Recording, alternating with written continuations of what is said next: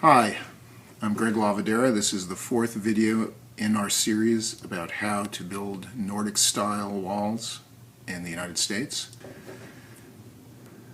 At the end of the last video, I promised we'd start to look at some real projects that are using wall systems that are similar to what we proposed in the USA New Wall and Swedish platform framing. So today we're going to look at a house in Rockford, Illinois, which is using an intriguing wall system. Here we go.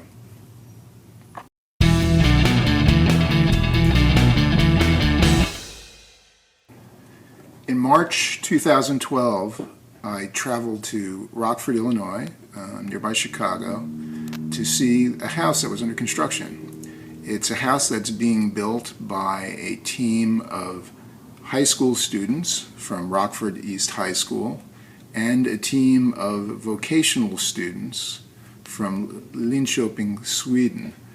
These students have come in several times a year, and they've been working together with the Swedish high school students building houses in the neighborhood. They're building a house that has essentially a Swedish wall system.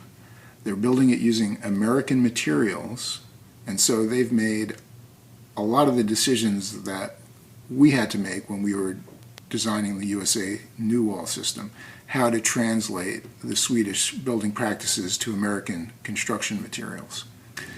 This project is the result of a unique economic development relationship between Rockford, Illinois, and its sister city, Linköping, Sweden. Rockford has a heritage of Swedish culture. Swedish immigrants settled in Rockford, and they still have a very strong Swedish community. The local hospital system there sponsors rehabilitation projects in the neighborhood surrounding the hospital. So this house is being built as a project of the Swedish American Health Systems Foundation.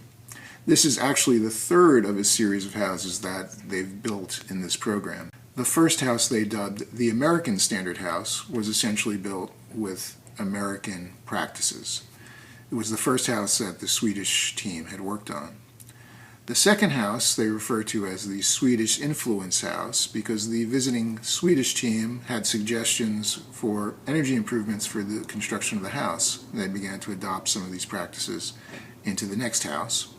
And this is the third project, which they are referring to as the Swedish Standard House, because they are, and as much practically possible, trying to build in the same manner that they would in Sweden. The day I arrived, the house had just topped out, and what this means is they had just finished the framing to the highest elevation that the house will reach.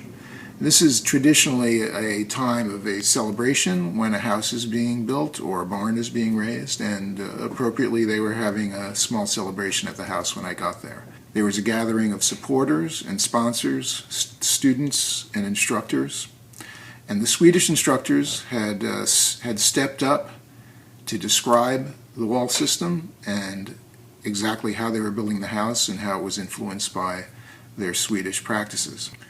Later on, I caught up with Matt Walling. He's the American instructor from Rockford East High School who coordinates the construction of the overall project.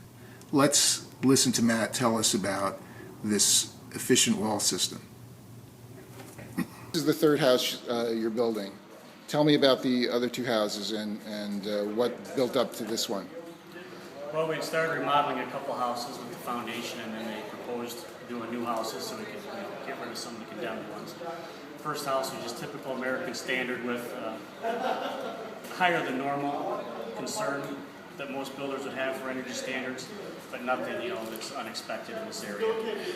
And you had the first team of Swedish students? Swedish students came over. They built the garage on the first house, helped us out, and then the second group was also on that house. And they started kicking around the idea of, well, why don't we build it more to a Swedish standard? And they had invited me over to Sweden so I could see what they were talking about. And I realized very quickly it's not anything strange or out of the realm. You have to look at their lumber and building practices. At a first glance, you would figure it was ours, not necessarily totally different by any stretch. So it wasn't alien, it felt like something you could do here. Very doable, just extra steps, that is common sense.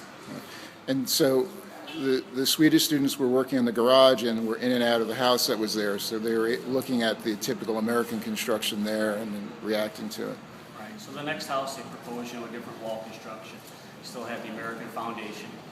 We did a different wall construction, and it was not difficult to do and very successful, primarily because not only you have the thicker insulation to higher R value, but by keeping that extra cavity for our electrical, then you were keeping the vapor barrier intact. So you're keeping airtight. So let's step over here and look at this. It looks like a regular 2x6. 2x6 stud wall and 2-foot centers. Okay, and you have the OSB on. Yep, but we added a 2x2 horizontal strapping first. So we'll have 1.5-inch rock wool here, and then a 5.5-inch battered rock wool here, and then our vapor barrier that we try as much as possible to not have any penetrations in throughout the entire structure. And then we'll have 2x2s on the inside, creating that chase for our electrical and any other communication cables you might need. And then we'll have another 1.5 inches of insulation in there, so we get a thermal break on either side of our studs. Great. So about the only area that we don't have any insulation, is immediately around the windows and doors. But the system, you're not looking for perfection. You're looking for just keep making it better. So tell me, one of the questions we get about the 2x2s, not something that you'd find on the shelf at the lumber yard. How did you get your 2x2s? We just rip them down, and you got to rip them down and put them up the same day. You don't want to rip them down and let them sit around. Because they'll twist. Because they'll twist, and you want the long length lumber. You're not going to get 16-foot lumber out of 2x2s. So was that a big task, or you just set up the table saw and set up the table saw or the rib fence and just knock them out? Saw, just it doesn't take long at all. Okay, not a big deal. So. No, and cost-wise, you're not adding much. The 2-foot centers on the walls.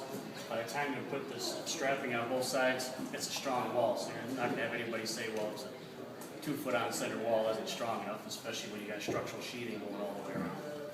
Super. Thanks so much, Matt.